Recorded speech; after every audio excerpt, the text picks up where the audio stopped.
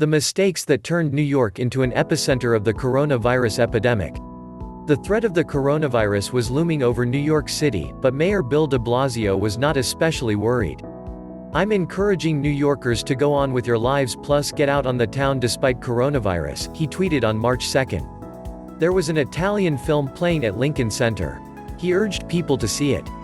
The day before, New York City had confirmed its first coronavirus case. At the same time, the virus appeared to be taking devastating hold in Washington state and California, in what many public health officials were predicting was an ominous sign of things to come. Less than a month later, New York City is the epicenter of the pandemic in the United States, with more than 20,000 cases and over 280 deaths. In part, that's because New Yorkers were caught between de Blasio's indecision and President Trump's inattention.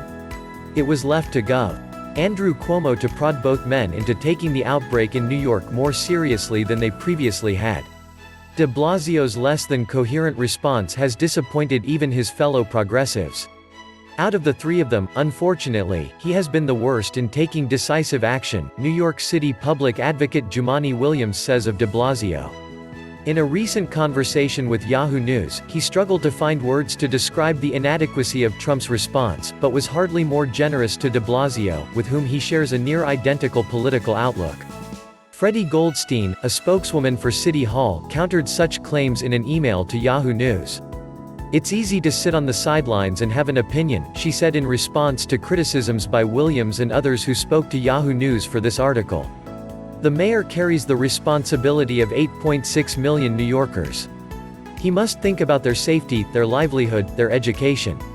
Every decision he has made has been deliberate and thoughtful. That's what you need in a crisis. Critics of the mayor's performance insist that a surplus of confidence and a deficit of focus, a combination eerily similar to the one that has plagued the White House, kept de Blasio from taking the steps necessary to protect his citizens. Wanting to show that they would not be cowed by the outbreak, his public health officials missed precious weeks in which preparations and precautions could have saved lives. On February 9, for example, the city's health commissioner, Dr. Oxiris Barbat, urged people to attend a Lunar New Year celebration in Chinatown, telling them not to change any plans due to misinformation. By then, the virus, which causes a lower respiratory disease called COVID-19, was without doubt spreading through the city, helped along by mass gatherings like the Lunar New Year festivities. These kinds of easily avoided mistakes mark the city's response and explain in part why, today, New York City is the epicenter of the coronavirus outbreak. "It's been tough to watch," Williams says of de Blasio, who was the city's public advocate before becoming mayor in 2014. Williams says that while Cuomo has been far from perfect, the governor has exerted a calming presence while pulling the proper levers of state bureaucracy and wresting important concessions from Trump. Williams argues that de Blasio had every warning sign necessary to prepare, given that the coronavirus's appearance in the 5 boroughs was all but inevitable. "We've known that for weeks," an audibly frustrated Williams told Yahoo News. Others in the city appear to share that view. "We were always going to be high risk," says one member of the city council who would speak frankly only if granted anonymity. But like many others, he says that the mayor has only made things worse. De Blasio's response has been in some cases similar to Trump's, rife with divisive political rhetoric and a sustained deflection of responsibility. Like the president, he has continued to engage in feuds even as the outbreak rages. After a press report suggested that officers of the New York City Police Department did not have enough respirator masks, de Blasio criticized the report as misinformation, adding a Trumpian "not true" for good measure. That promptly led to a Twitter fight with the police officers union. Since then, more than 200 officers have fallen ill with COVID-19. In recent days, de Blasio's pained visage has been a regular presence on MSNBC and CNN, where he has issued a series of relentlessly apocalyptic warnings about the ravages the coronavirus would inflict on his city. Only months ago, he was on a quixotic quest to win the Democratic nomination for president, which he hoped to do by presenting New York's rise to the status of global metropolis as his own achievement. He's never had an interest in the nuts and bolts of governing, the council member says, adding that de Blasio remains intent on becoming a national progressive warrior and has come to regard the coronavirus as a fresh opportunity to do so.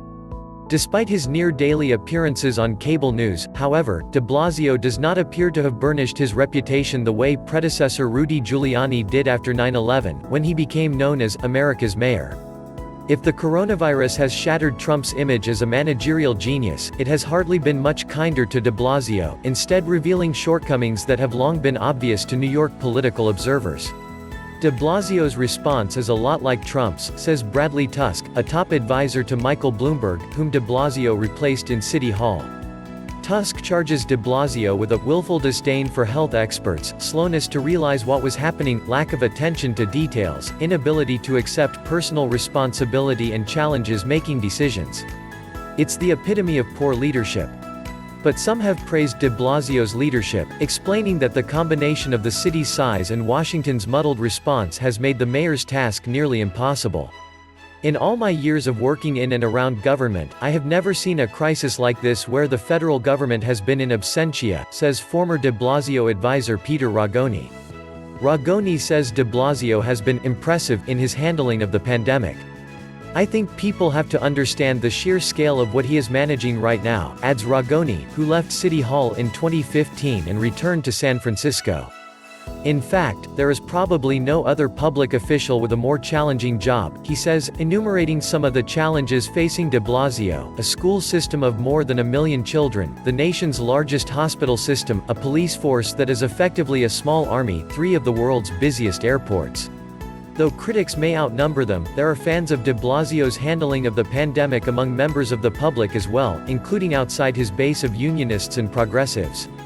I don't agree with you on many issues, and some of the optics of your administration have been awful, investor and CNBC pundit Guy Adami tweeted at de Blasio. Despite those reservations, Adami praised the mayor for providing leadership during a time of historic uncertainty and apprehension. That leadership was slow to arrive, however.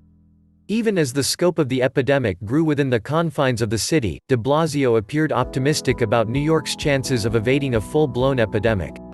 On March 7, he and his wife, Shirlane McCrae, held a social justice-themed open house at Gracie Mansion, the mayoral residence, whose publicly accessible areas can easily become uncomfortably cramped with only a few dozen people present. Goldstein, the mayoral spokesperson, said that 320 people attended the open house. She added that Gracie Mansion has since been closed for public tours and events. 4 days later, de Blasio advised people to frequent the city's restaurants. If you're not sick, you should be going about your life, he counseled as the number of cases nationwide reached 1,000. The virus was clearly moving east, with a troubling cluster of cases in New Rochelle, a suburb just north of the Bronx. De Blasio's tone changed sharply the following day, March 12. Just hours before Trump delivered an Oval Office address on the coronavirus, de Blasio declared a state of emergency, warning that the epidemic would get a lot worse before it gets better. But the scope of his own preparations remained unclear. The city had only recently received an order of N95 respirators, after bungling an attempt to order the masks in February. Our contracted vendors couldn't fill the orders as global demand skyrocketed, Goldstein explained. Legally, an emergency declaration was necessary for us to be able to work outside of our regular vendors. Nor was de Blasio ready to announce the kinds of lockdown measures that had already shown success in parts of China and elsewhere. He admitted, for example, that New York's municipal workforce of more than 300,000 people did not have a work-from-home plan in place. "You know, I don't think telecommuting is the ideal," the mayor said. Both de Blasio and the city's hospital commissioner, Dr. Mitchell Katz, made repeated assurances that even if the coronavirus hit the city, its 11 public hospitals would be ready for a sharp, sudden influx of patients needing acute respiratory care. "We could immediately put together 1,200 beds," the mayor said confidently during a March 13 briefing. He was seconded by Katz, who said that New York is very lucky in that we are a hospital, health center mecca. A reporter then asked if 1,200 beds would be enough, given the city's population of 8.6 million. De Blasio said that beds and resources could be diverted from elsewhere. "You could fall back and get deeper and deeper and open up more and more," he assured. Goldstein disputed that de Blasio did not take the crisis seriously at first. "The mayor has been on top of this crisis since day one," she told Yahoo News. In fact, he was one of the first elected officials to speak publicly on this, as far back as January. She added that there was never a time the mayor was telling people to live their lives where he wasn't simultaneously instructing them to watch for symptoms and take any and all signs of the virus seriously. She also said that the virus has undergone multiple phases in New York, much as it has elsewhere, and that each phase has necessitated a different response. But that response has frequently been contradictory. Katz was saying as late as the end of last week that public hospitals have what they need to take care of people. That was in direct contravention with what de Blasio was saying at around the same time. We literally have people in China shopping for ventilators. De Blasio has blamed a negligent Trump administration for not providing the city with sufficient supplies to test for and treat the coronavirus. He has gone as far as accusing the president last Friday of a willful betrayal of New York City, even as he continued to plead with Trump for help. The exceptionally sensitive president has reacted in predictable fashion. "I'm not dealing with him," Trump said of de Blasio last week, saying that he would work with Cuomo instead. In response to questions from Yahoo News, the White House dismissed de Blasio's criticism, noting that Trump, unlike de Blasio, is a city native. "It's where he grew up and he loves New York," White House spokesman Judd Deere said. He added that the Trump administration was working in close partnership with state and local officials across the Empire State. De Blasio spoke to Trump and Vice President Mike Pence, and they appear to have had additional conversations since. Goldstein says that de Blasio has gone into great detail on the state of our hospitals. He has been explicit in his request for more supplies, including ventilators, and that he has requested that the military help manage the worsening situation in the city. There was little that de Blasio, or any mayor, for that matter, could have done to keep the coronavirus out entirely. The city has millions of residents to contend with, and hundreds of thousands of tourists and suburban commuters swelling its ranks daily. Until recently, John F. Kennedy International Airport in Queens had 3 direct flights per week to Wuhan, the Chinese city where the coronavirus originated. Critics say that despite those logistical challenges, de Blasio could have done more. Much as Trump has chafed at restrictive measures prescribed by his administration, so did de Blasio resist shutting down critical parts of the city until it was too late. "It doesn't entirely fit to cancel big events," de Blasio said on March 9 of the St. Patrick's Day Parade, which for more than 2 centuries has been an event central to the life of the city. 2 days later, Cuomo postponed the historic festivities, taking charge as he often would in the days and weeks to come. De Blasio also resisted taking drastic measures like shutting down schools, leading to what the New York Times described as fierce disputes with his own staffers, who wanted him to take more aggressive action. He has finally closed the schools, and taken other actions of similar magnitude, but without the happy warrior disposition New Yorkers generally expect from their leaders. "The mayor should have closed schools much earlier," said Williams, the public advocate. And, he added, de Blasio should have restricted movement throughout the city sooner as well. "There's a human cost to that," Williams said of de Blasio's hesitation. The mayor even struggled with seemingly simple decisions like closing playgrounds, something he steadfastly refused to do, even as he admitted they are rarely subject to cleaning. New York City is finally addressing that situation, as well as the one in crowded parks, but only after prodding from Cuomo. And then, of course, there is de Blasio's gym routine. For nearly 7 years, de Blasio had insisted on traveling with a fleet of sport utility vehicles from Gracie Mansion on the Upper East Side of Manhattan to Park Slope, Brooklyn, so that he could exercise at the same gym he'd used before he became mayor in 2014. The trip is 12 miles each way and usually means he does not begin his workday until nearly the lunch hour. Still, de Blasio defended his routine as if it were a sacred right. And that remained true as the coronavirus hit New York City. De Blasio journeyed to Brooklyn this past Monday, even as he prepared to close outright or restrict access to gyms and other venues around the city. He spent 2 hours there before returning to Manhattan in the early afternoon to begin what could be the most consequential week for his city since the September 11 terrorist attacks. "I got no exercise whatsoever during the weekend," de Blasio said at a press conference later that day. "I was in this building a huge percentage of the time. I need exercise to be able to stay healthy." He then summoned Katz, of the city's hospital system, to bolster his point, and, inadvertently, to make an already strange moment even stranger. "I'm a practicing doctor," an uneasy-looking Katz said. "I support the mayor's decision to get exercise today.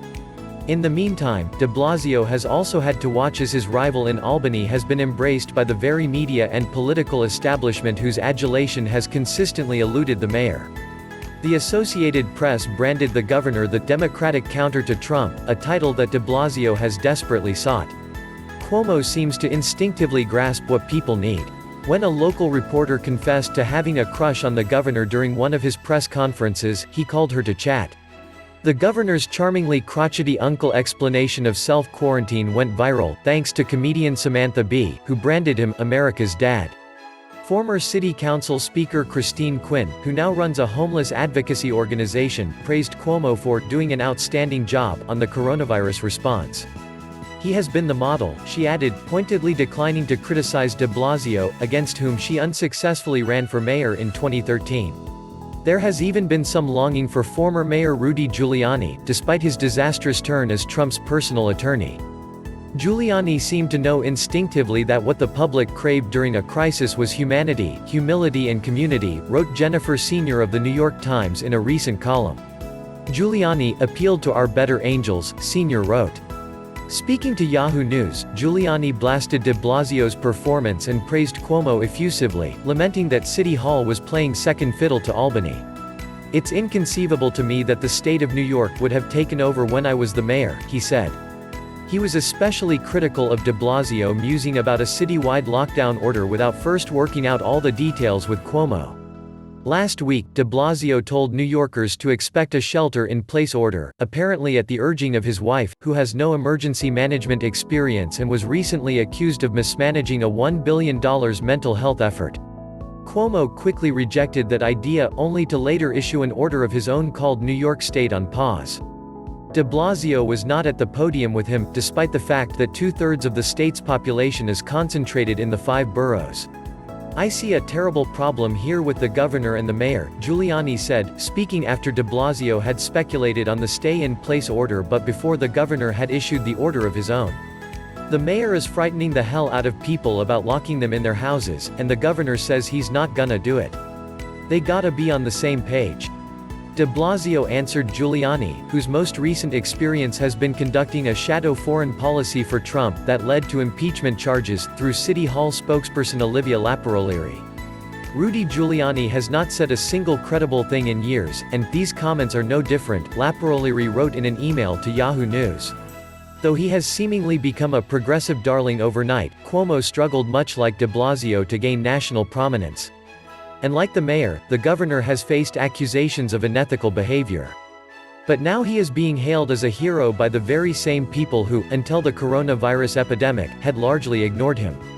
Even more surprisingly, he has been hailed by Trump, though that was tempered by strong criticism on Tuesday afternoon.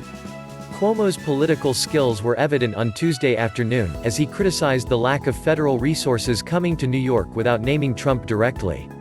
And he rejected the notion that the death of some, including the sick and elderly, was an unavoidable byproduct of the outbreak.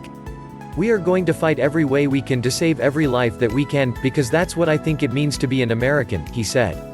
Unlike the president and the mayor, Cuomo managed to offer an uplifting message, let's learn to act as one nation, while not downplaying the severity of the situation, in particular regarding the lack of ventilators in hospitals across New York State.